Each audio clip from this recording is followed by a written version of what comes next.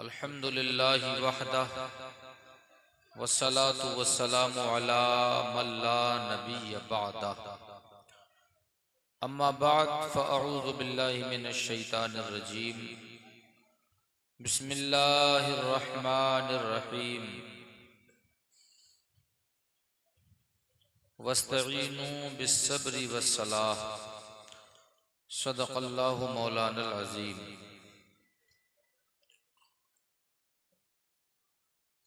पाल और अतराफ़ो जवानिब से तशरीफ़ लाने वाले तमाम सामीन,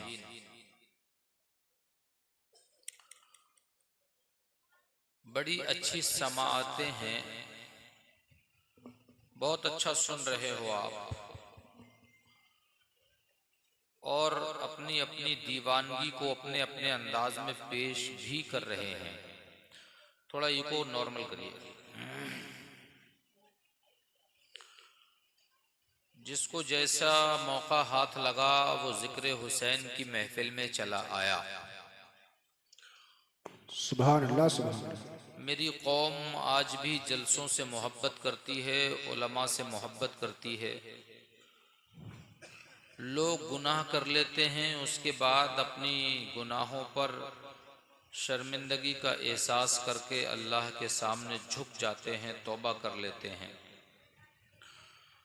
तो जो तौबा कर ले अल्लाह उसके गुनाह तो मुआफ़ कर देता है, मगर जो गुनाह इस उम्मीद पे करे कि चलो बाद में तौबा कर लेंगे, अभी गुनाह कर लो, फिर अल्लाह उसके गुनाहों को मुआफ़ नहीं करता।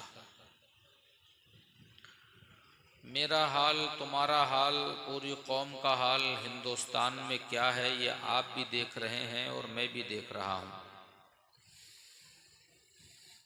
आज हम गिर जाएं तो कोई उठाने वाला नहीं, हम पिटें तो कोई बचाने वाला नहीं, हम रोएं तो कोई आंसू पूछने वाला नहीं। ऐसे हालात में भी मेरी कौम मज़े ले रही है, जलसों को एंजॉय कर रही है। स्टेज पे हंसी की बातें हों तो बड़ा मज़ा आता है, लोग बड़ा उछल उछल के दाद देते हैं। फुलझड़ियाँ छूटती हैं हंसी की जब स्टेज पे बैठा हुआ मुकर्रिर कॉमेडी करता है। जब नात पढ़ने वाला गाने की तर्ज में नात पढ़ता है तो लोग उस पर झूमते हैं, बड़ी दादो दहश से नवाजते हैं। मगर मैं सिर्फ एक सवाल करता हूँ कि पाल के लोगों, हमने इतना अजीम पंडाल लगाया, बेहतरीन सजावट की, महंगा माइक लगाया, दो दो तख्त एक के ऊपर एक तख्त रख के मेंबर सजाया, लेकिन हमारी इस मजलिस में से यहाँ से जाने के बाद अगर कोई नमाजी नहीं बढ़ पाया तो फिर मैं समझता हूँ कि मजलिस सजाने का कोई फ़ायदा नहीं। जी अगर हक है। दाढ़ी मुंडे ने दाढ़ी नहीं रखाई तो मैं समझता हूँ कि फिर मजलिस का कोई फ़ायदा नहीं। बहुत रुपया खर्च होता है, ये रुपया जो हम मिलादों में जलसों में खर्च करते हैं, इस रुपए के खर्च करने की जगहें और भी हैं। जलसों में खर्च करना भी ज़रूरी है, लेकिन अगर जलसे तफरीह का सामान बन जाएं तो फिर उन जलसों को सजाना कोई ज़रूरत की बात नहीं है। मस्जिदें वीरान, मदरसे वीरान, लोग आज इंटरटेनमेंट करने में लगे हैं, एंजॉय करने में लगे हैं, मज़े लेने में लगे हैं। मैं पूछता हूँ, तुम्हारे पास टाइम है, मौका है, तुमने तो मज़ा ले लिया, आने वाली नस्ल के लिए तुमने क्या इंतज़ाम किया? आज तुम तो मज़ा लेके चले जाओगे, 10,000 20,000 का एक एंड्रॉयड मोबाइल ख़रीद के दिन भर यूट्यूब पे फिल्में देख करके अपना टाइम पास कर लोगे, लेकिन ये जो नस्ल तुम्हारी आने वाली है ना, इसके लिए क्या मुस्तकबिल बना के जा रहे हो? इसे क्या सोच दे के जा रहे हो? तुम्हारी तो गुजर गई जैसे भी गुजरी, इन लोगों का क्या होगा कि जो आज मोबाइल में अंधे बने हुए हैं, जिन्हें अपने और बेगाने की पहचान नहीं। जो सरस्वती शिशु मंदिर में पढ़ने जाता है हमारा बच्चा और सुबह को अपने तकिया के नीचे मोबाइल रख के सरस्वती के भजन सुनता है, ये मैं गैरों की बात नहीं करता, मैं मुस्लिम बच्चों की बात कर रहा हूँ। मैंने ऐसे बच्चे भी देखे हैं जो आरएसएस के स्कूलों में पढ़ने जाते हैं और सरस्वती की वंदना करते हैं, घर वालों से छुप के सरस्वती का भजन सुनते हैं, क्योंकि उन्हें स्कूल में बताया जाता है कि अगर सरस्वती की वंदना करोगे, उसका भजन सुनोगे तो ये शिक्षा की देवी है, पढ़ाई में तुम्हारे नंबर अच्छे आएंगे।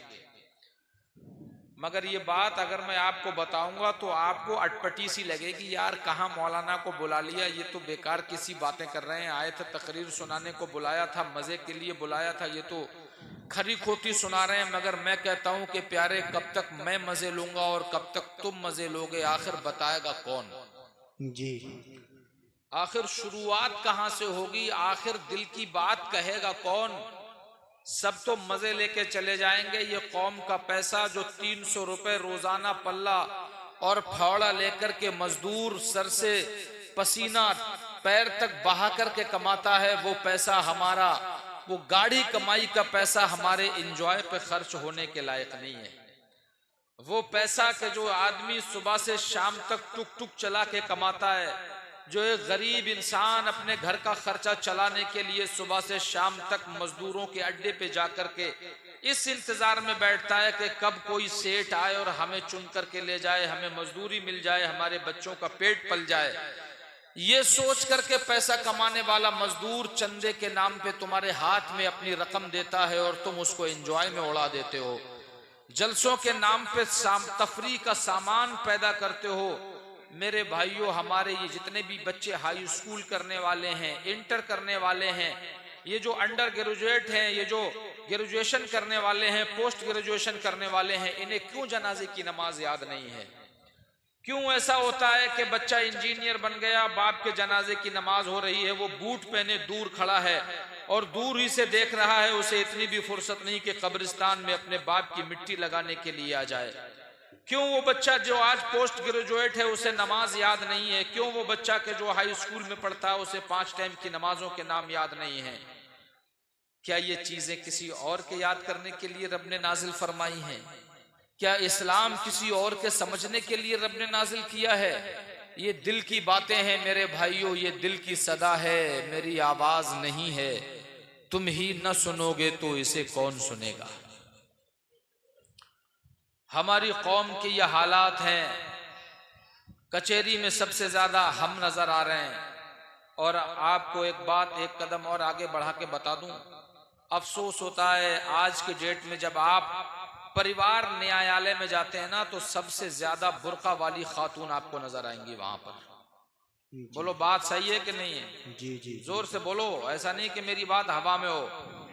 इन मसाइल को कौन ठीक करेगा? जहां भी जाओ वहां सबसे ज्यादा हमी पे लानत बरस रही है, सबसे ज्यादा हमी पे जुल्म किए जा रहे हैं, हमी से पैसे ऐंठे जा रहे हैं, हमारी बेइज्जती की जा रही है, हमी पे डंडे बरसाए जा रहे हैं।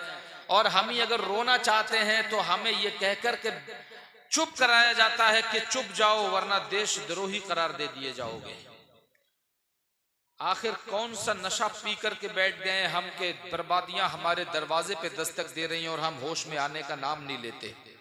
कौन सी पूंजी है जो हमने अपने घर में दबा के रख ली है कि अब वो हमारी पूंजी हमसे कोई छीन नहीं सकता? कौन सी ऐसी तालीम है कि जो हमने पढ़ ली है कि अब उसके बाद हमें और तालीम की जरूरत नहीं?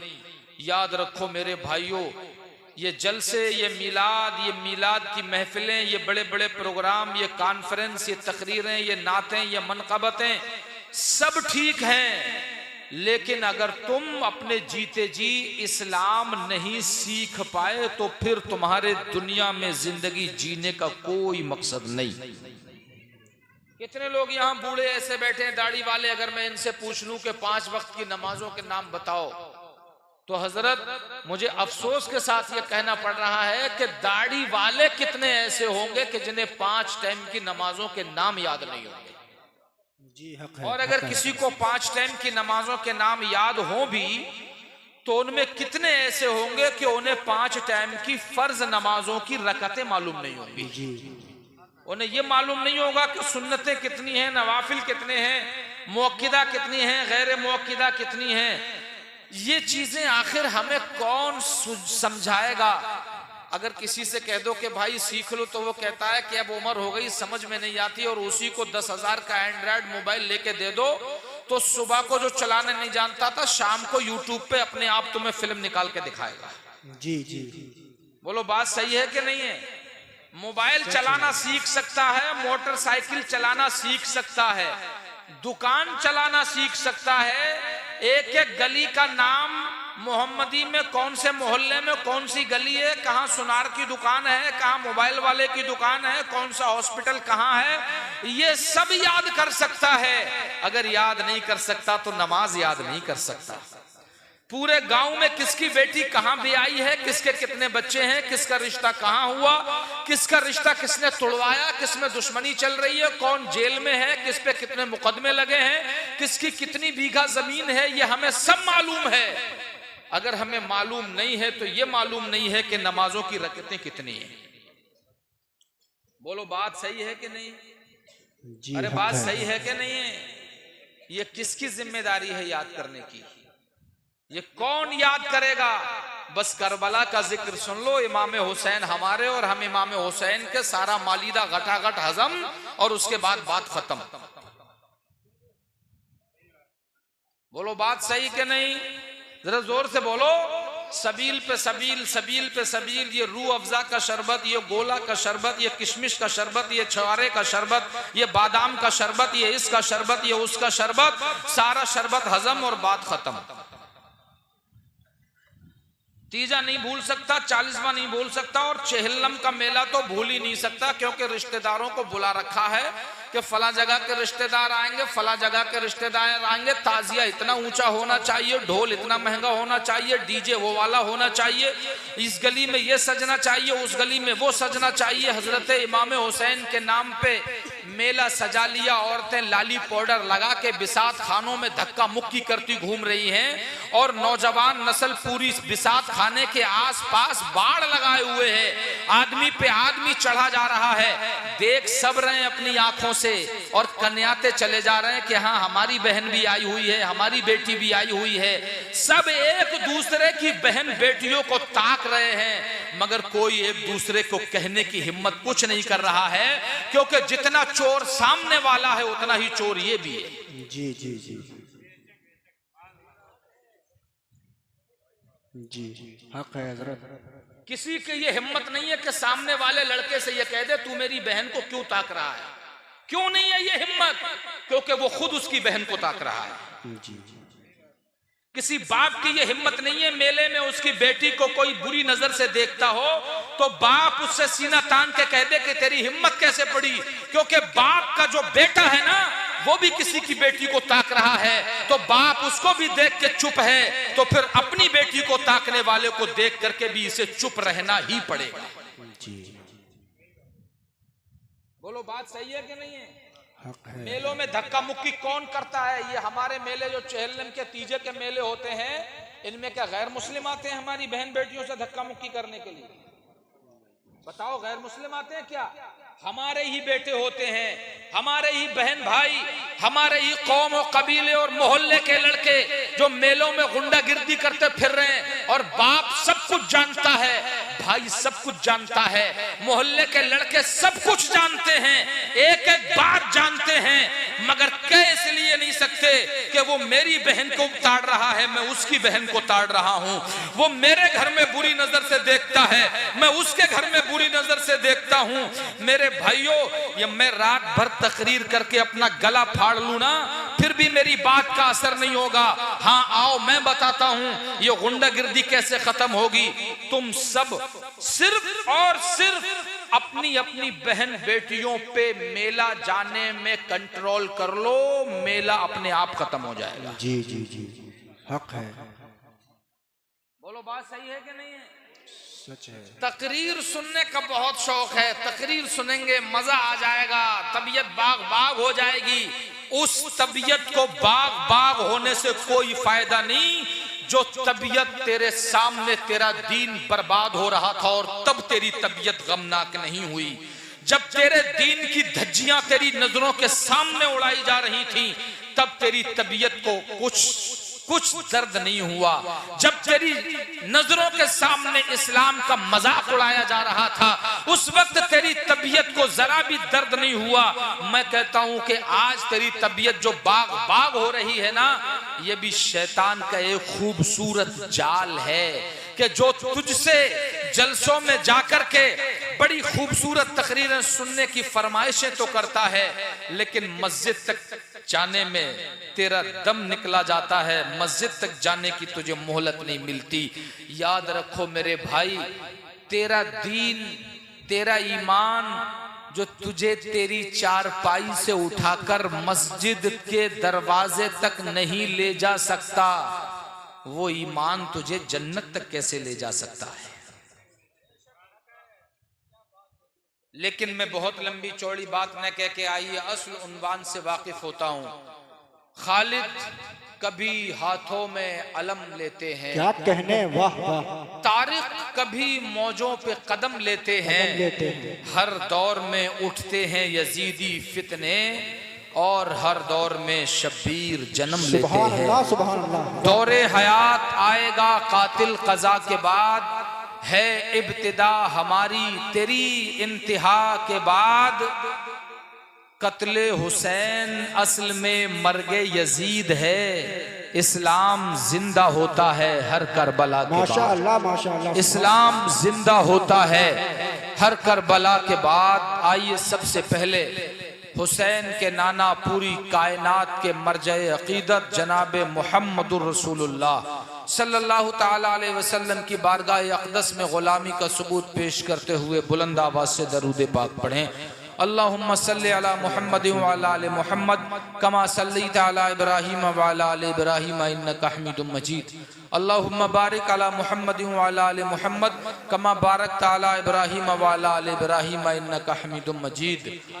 करबला इंसान के सीने में यूं रख दी गई, तवज्जो करें, करबला इंसान के सीने में यूं रख दी गई। एक मिनट में दिल धड़कता है 72 मरतबा। क्या कहने, माशाअल्लाह माशाअल्लाह। एक मिनट में दिल धड़कता है 72 मरतबा। ये करबला वालों की शान कि उनके जिक्र को भुलाना भी चाहोगे तो भुला नहीं सकते, क्योंकि जिक्र को रोकने का मतलब है जुबान को रोक लो। जब जुबान खामोश हो जाएगी तो जिक्र नहीं हो सकता। अगर कोई जिक्र बंद करना चाहे तो जुबान को बंद कर ले। जुबान बंद, जिक्र बंद, जुबान बंद तो जिक्र खत्म। लेकिन वाह रे हुसैन, तुम्हारी अजमतों को सलाम। क्या कहने, वाह। अल्लाह ने तुम्हारा जिक्र को जुबानों का मोहताज रखा ही नहीं, बल्कि मेडिकल साइंस कहती है, फिजिक्स कहती है कि आदमी का जो सीना है, इस सीने में जो दिल है, ये एक सेहतमंद इंसान का दिल 1 मिनट में 72 टाइम्स धड़कता है, 72 मरतबा धड़कता है। कितनी मरतबा? 72 मरतबा। जोर से बोलो, कितनी मरतबा? 72 मरतबा। और करबला वाले इमाम हुसैन के साथी कितने थे? जरा जोर से। 72 जानिसाराने हुसैन करबला वाले। और जब भी 72 की याद आती है तो 72 का अदद दिल की अलमारी में दस्तक देता है, तो दिल बोलता है कि 72 वालों का जिक्र जुबान का मोहताज नहीं, बल्कि जुबान अगर गूंगे की भी होगी ना, और अगर उसकी जिंदगी है तो जब तक जिंदगी सलामत रहेगी, ये दिल सीने में 72 मरतबा धड़क करके करबला वालों की याद दिलाता रहेगा। मतलब अगर जिक्र बंद करना चाहो तो जुबान बंद कर दो, लेकिन करबला वालों का जिक्र इसलिए बंद नहीं कर सकते कि जुबान बंद हो जाए मगर दिल कभी बंद नहीं होता। आंखें बंद हो जाएं मगर दिल बंद नहीं होता। हद ये है कि इंसान बेहोश हो जाए मगर दिल बराबर धड़कता रहता है। इंसान कोमे में चला जाए मगर दिल फिर भी धड़कता रहता है। और कितनी मर्तबा? 1 मिनट में 72 मर्तबा धड़कता है। अल्लाह ने अपने महबूब के नवासे के जिक्र को 72 मर्तबा 72 साथियों के जरिए इंसान की धड़कनों के साथ जोड़ दिया और बता दिया कि अगर आदमी की जुबान बंद भी हो जाएगी मगर जिक्र हुसैन फिर भी चालू रहेगा। वो कैसे? इसलिए कि जुबान तो बंद हो सकती है मगर दिल बंद नहीं हो सकता, क्योंकि दिल बंद हो गया तो जिंदगी बंद हो जाएगी। अगर दिल बंद हो गया तो आदमी खत्म हो जाएगा, और आदमी जब तक जिंदा रहेगा ये दिल धड़कता रहेगा, और जब दिल धड़कता रहेगा तो 72 करबला वालों का जिक्र होता रहेगा। सुभान अल्लाह माशाअल्लाह, बहुत खूब। इसीलिए शायर कहता है करबला इंसान के सीने में यूं रख दी गई। क्या कहने हैं, माशाअल्लाह। अगर इस शेर पर भी आप नहीं मचले तो फिर तकरीर करने का कोई फायदा नहीं। करबला इंसान के सीने में यूं रख दी गई, 1 मिनट में दिल धड़कता है 72 मर्तबा। 1 मिनट में दिल धड़कता है 72 मर्तबा। आओ मेरे भाइयों, करबला का वो तपता हुआ रेगजार मुहर्रम की 10 तारीख 61 हिजरी का वो मुहर्रम, जिसकी सुबह जब तुलू हुई तो एक खून आशाम जंग का तबल बजाती हुई तुलू हुई।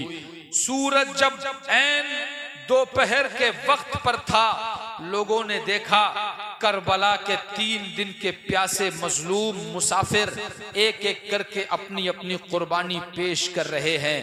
करबला की प्यासी जमीन को कहीं औनो मोहम्मद जैसे छोटे छोटे बच्चे अपने खून से सैराब कर रहे हैं, कहीं करबला की तपती हुई रेगजार पर अली अकबर अपना खून बहा करके उसे गुलजार बना रहे हैं, कहीं करबला की तपती हुई रेत पर हजरत अली असगर का खून बह करके उसकी तिश्नगी को बुझा रहा है। एक वक्त ऐसा भी आया 6 महीने का अली असगर शहीद हो गया, 18 साल का अली अकबर शहीद हो गया, 19 साल के इमाम कासिम शहीद हो गए, हजरत अब्बास अलमबरदार के दोनों बाजू नहरे फुरात पे कट गए, वो भी शहीद हो गए। यके बाद दीगरे एक के बाद एक लाशों को लाकर के हजरत इमाम हुसैन ने एक खेमे में लिटा दिया। उधर 6 साल की छोटी सी बच्ची सकीना प्यास प्यास कह करके एक कयामत अपने सर पे उठाए हुए है, पानी की मुतलाशी है। कभी इस खैमे से सिसकने की आवाज आती है, कभी उस खैमे से रोने की आवाज आती है। इसी बीच में आसमान के सूरज ने देखा कि एक बहन अपने भाई की कमर पे पटका बांध रही है, रसूलुल्लाह का अमामा बांध रही है, हजरत अली की तलवार जुल्फिकार हाथ में पकड़ा रही है। तारीख से मैंने पूछा, ए तारीख इस बहन का नाम क्या है? तो तारीख कहती है करबला में खड़ी होकर के अपने भाई को तैयार करने वाली इस बहन का नाम सैयदा ज़ैनब रदी अल्लाह ताला अन्हा है। मैंने कहा और ये नौजवान कौन है, ये इंसान कौन है जिसको कभी ये खातून तलवार देती है, कभी पटका बांधती है, तो कभी चेहरे की बलाएं लेती है? तो तारीख कहती है इसी इंसान का नाम इमाम हुसैन है। करबला की धरती पर दोनों बहन भाई एक दूसरे की आंखों में आंखें डाल करके बात कर रहे हैं। हजरत इमाम हुसैन कहते हैं, ए बहन, पूरी रूए जमीन पर आज तुझसे ज्यादा अच्छी और कोई बहन नहीं। लेकिन हजरत सैयदा ज़ैनब कहती हैं कि ए भाई, रूए जमीन पे तुमसे प्यारा कोई भाई भी तो नहीं है। दोनों भाई बहनों के दरमियान उल्फत और मोहब्बत की बातें चल रही थी। इतने में सैयदा ज़ैनब की आंखों से आंसू बहने लगे। हजरत इमाम हुसैन ने कहा, ए बहन, तुम्हारी आंखों में आंसू मैं देखूंगा तो मेरी हिम्मत तो पहले से ही टूटी हुई है। मैंने भाई अब्बास के कटे हुए बाजू देखे हैं, मैंने 6 महीने के अपने बेटे अली असगर के हलक में घुसा हुआ तीर देखा है, मैंने अपना जवान बेटा अली अकबर को शहीद होते देखा है। ए बहन, अब अगर तुम भी मेरे सामने आंसू बहाओगी तो मेरी कमर टूट जाएगी। ए बहन, तुम ही तो मुझे आखिरी बार अलविदा कहने के लिए बची हो, तुम ही तो मैदान जंग में मुझे भेजने के लिए जिंदा बची हो। ए बहन, अगर तुम ही हिम्मत हार जाओगी तो मेरे बाद इस काफिले को वापस मदीना कौन लेकर के जाएगा।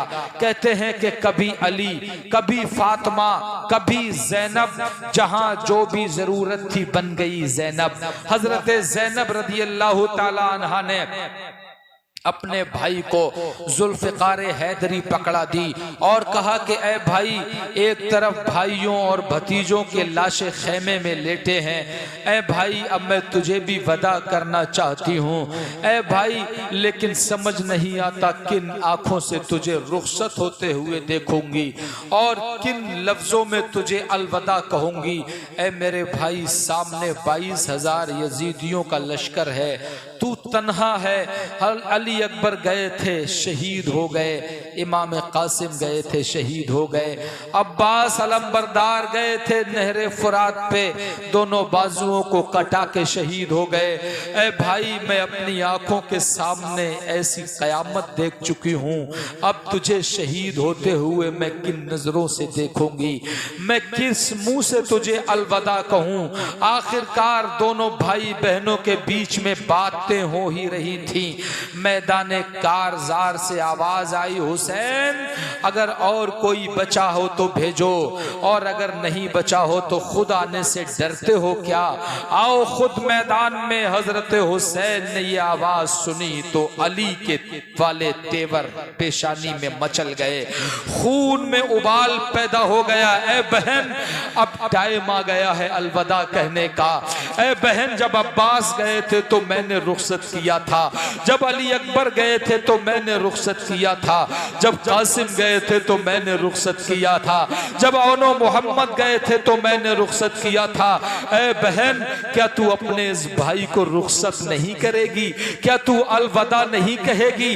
बहन की आंखों में जितने भी बचे कुचे आंसू थे सब बह गए। आंखें भर के बोली, है भाई मैं तुझे वदा करने के लिए तो मैं मना नहीं करती, मगर तू आखिर नतीजा जानता है कि मैं आखिरी बार तुझे अलविदा कह करके अपनी नजरों के सामने से जाता हुआ देखूंगी। ऐ भाई, मैं तुझे अलविदा कहने का मतलब जानती हूँ कि तू अब दोबारा मुझसे नहीं मिल पाएगा। ऐ भाई, अब मैं दोबारा तेरा ये शगुफ्ता चेहरा नहीं देख पाऊंगी, लेकिन ऐ भाई, मैंने अपनी औलाद को अपनी नजरों के सामने शहीद होते देखा है, मैंने अपने भतीजों को शहीद होते देखा है, मुझे इतना बोझ नहीं हुआ ऐ भाई जितना तेरे जाने पे मुझे बोझ हो रहा है। अच्छा, अब देर हो रही है भाई, मैदान महशर में नाना जान के हौजे कौसर पे मुलाकात होगी। ऐ भाई, ये बहन बादल नाखास्ता तुझे अलविदा कहती है, उस मैदान में जहां सुबह से दोपहर तक लाशें उठाए हों, जिस बहन ने किस हसरत के साथ अपने भाई को अलविदा कहा होगा। एक बहन ने करबला के तपते हुए रेगजार पे अपने भाई को अलविदा कहा। हजरत हुसैन अपनी बहन का अलविदा कबूल करके मैदान कारजार की तरफ गए।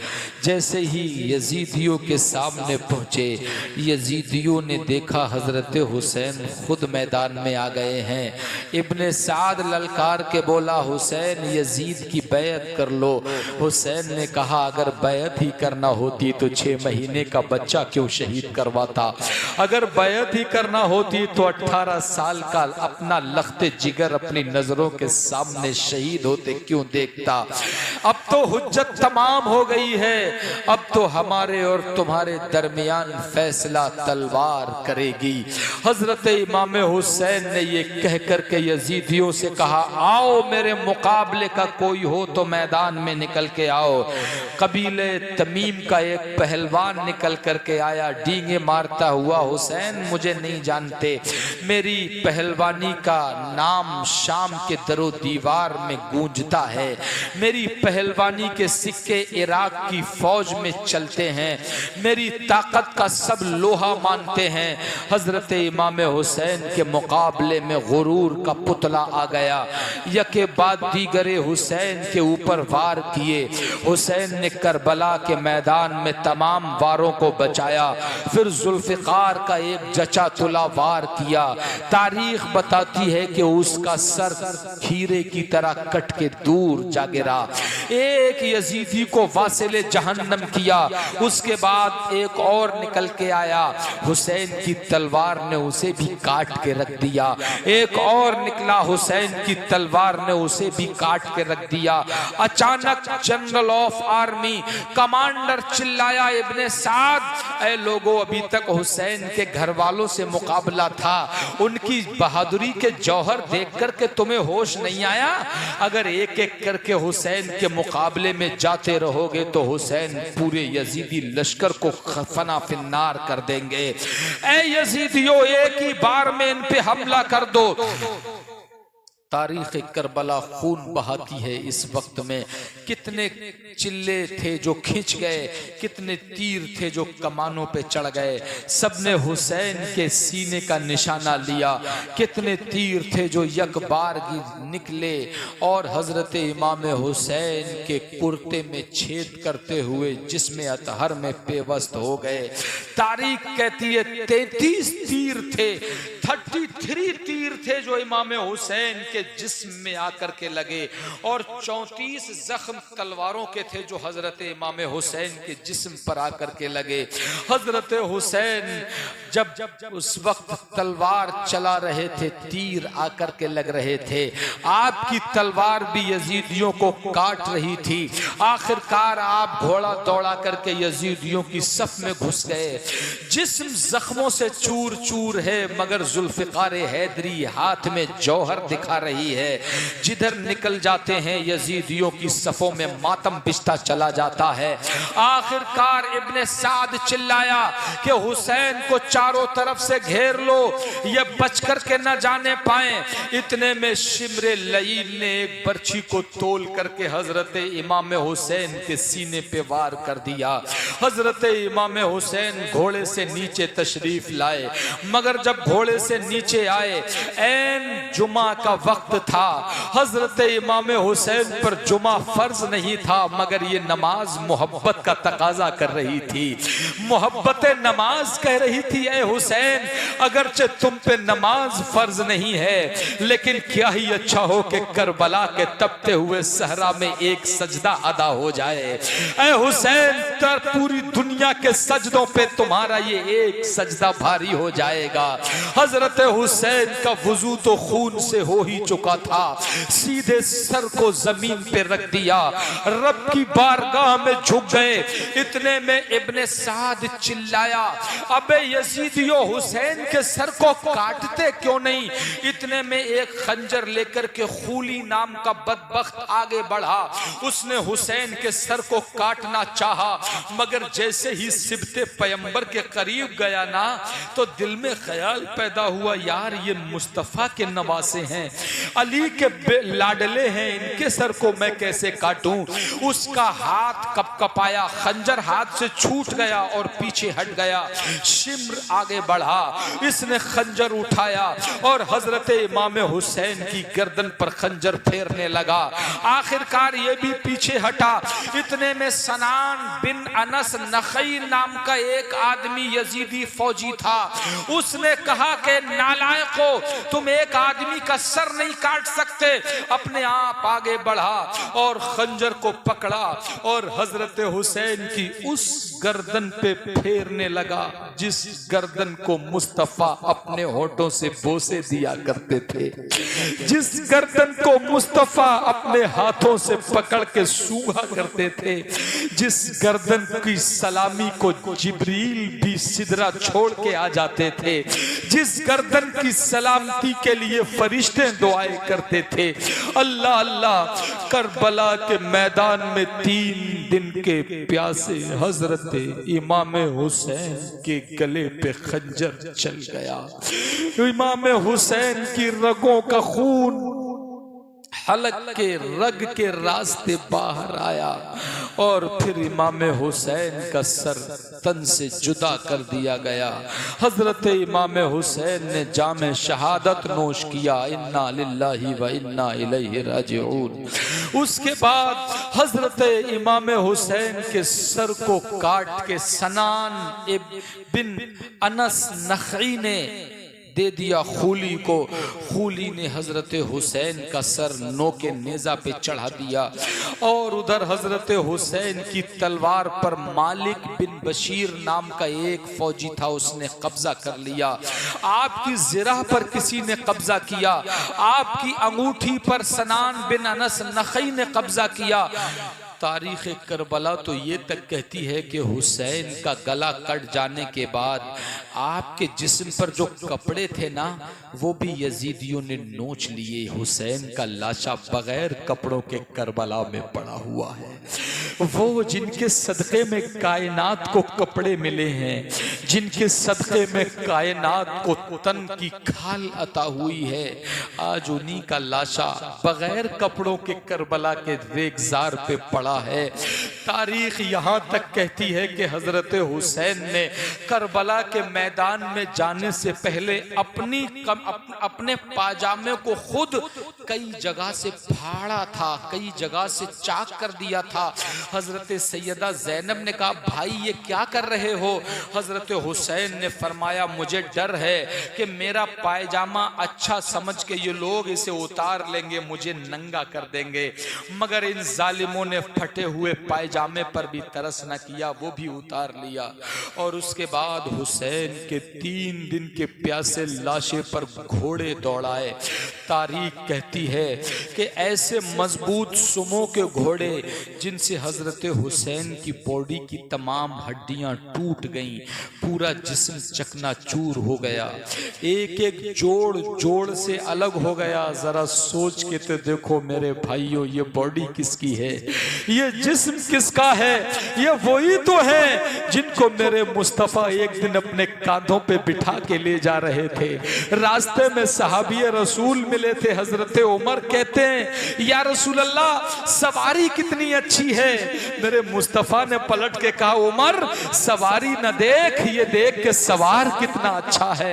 ये वही सवार था कि मैदान करबला में जिसके जिस्म पर घोड़े दौड़ा करके एक एक हड्डी को तोड़ दिया गया।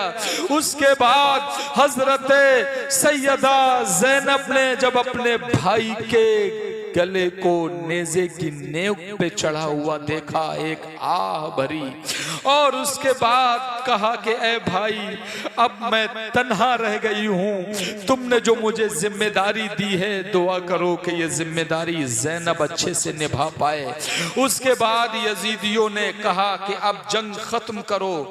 फिर हजरत हुसैन के खैमों की तरफ बढ़े, खैमों में आग लगा दी। जो 3 दिन के प्यासे बच्चे खैमे में थे ना, छोटी सी बच्ची सकीना जो 3 दिन की प्यासी थी, एक तो प्यास, ऊपर से तपता हुआ सहरा, ऊपर से आग की लपटें, क्या बीती होगी उस 6 साल की बच्ची सकीना पर। दौड़ करके खैमे से बाहर निकली। एक खैमे में हजरत ज़ैनब बार बार घुसती हैं और निकल आती हैं, घुसती हैं और निकल आती हैं। एक यजीदी फौजी आ गया, बोले क्या हो गया खातून, इस खैमे में बार बार क्यों जाती हो? तो हजरत ज़ैनब से रहा ना गया, आंखें भर आई और कहा, इस खैमे में मेरा बीमार भतीजा आराम कर रहा है, खैमे के पर्दों में आग लग गई है, कहीं ऐसा ना हो मेरा बीमार भतीजा मेरे भाई हुसैन की आखिरी निशानी ज़ैनुल आबिदीन आग की लपटों में जिंदा जल जाए, कहीं ऐसा ना हो। मैं औरत हूं, कैसे उसको निकालूं? मैं चाहती हूं कि उसे किसी तरह निकाल लिया जाए। उस यजीदी फौजी ने ज़ैनब का मजाक उड़ाया, मगर हजरत ज़ैनब ने आखिर खुद ही हिम्मत की और आग की लपटों में घुस गईं। अंदर जाकर जो बीमार ज़ैनुल आबिदीन बिस्तर पे लेटे हुए थे, उनको अपनी पीठ पे लेकर के खैमे से बाहर निकली। अल्लाह अल्लाह, यूं सादात किराम की बच्चियां, हजरत इमाम हुसैन की बीवियां और जितनी भी नेक खातून औरतें और बच्चे बचे थे, उनको एक तरफ खैमों से निकाल करके बिठाया गया। सारे खैमों में आग लगा दी गई। उनके घर जल रहे थे जिनके सदक़े में कायनात को अल्लाह ने आसमान की छत अता फरमाई है। उनके खैमे जल रहे थे जिनके घर वालों को अल्लाह ने जन्नत का सरदार बना दिया है। उनके खैमे जल रहे हैं जो कायनात को धूप में साया अता करने आए हैं। आखिरकार इसी लूटमार को करते करते शाम हो गई। शाम के वक्त यजीदियों ने कहा, देखो इन हुसैन के काफिले में जो बच्चे हैं ये 3 दिन से प्यासे हैं, इन्हें कुछ रोटी पानी दे दो ताकि कहीं भूख से मर ना जाएं। थोड़ा सा बचा कुचा उन्होंने खाना और थोड़ा सा पानी भिजवाया। जैसे ही वो पानी हजरत ज़ैनब रज़ी अल्लाह ताला अन्हा के हाथ में आया, उन्होंने भतीजी सकीना को वो पानी दे दिया। जब सकीना को पानी दिया तो सकीना ने जैसे ही पानी देखा, पानी देख करके कहा, फूफी क्या चचा अब्बास दरिया से पानी ले आए हैं? मासूमाना अंदाज था कहने का। जितनी भी बीबियां सुन रही थी सबके दिल भर आए, सबकी आंखों से आंसू बहने लगे। हजरत ज़ैनब ने समझाया, नहीं बेटी, तेरा चचा तो दरिया पे पानी लेने गया था, वो तो दोनों बाजू कटा के वहीं सो रहे हैं। वो तेरे चचा नहीं आए, वो तो वहीं सो रहे हैं। तो फिर आए फूफी जान, ये पानी कौन लेकर के आया है? कहा कि बेटा ये मत पूछो कि पानी कौन लाया है, तुम प्यासी हो, 3 दिन से तुम पानी मांग रही हो, ये पानी मिल गया है, पी लो। अब अहले बैत की बच्ची की तहजीब देखिए। उस बच्ची ने कहा कि नहीं फूफी, मैं तो प्यासी हूं ही, लेकिन आप भी